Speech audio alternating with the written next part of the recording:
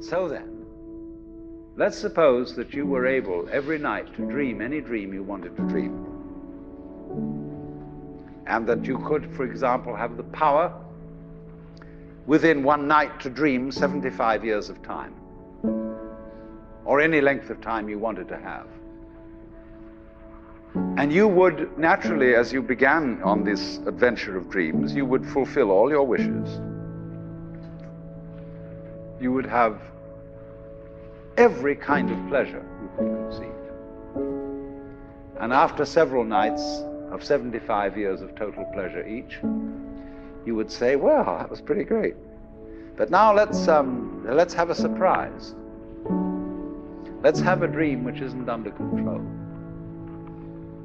Well, something is going to happen to me that I don't know what it's going to be. And you would dig that and come out of that and say, wow, that was a close shave, wasn't it? And then you would get more and more adventurous, and you would make further and further out gambles as to what you would dream. And finally, you would dream where you are now.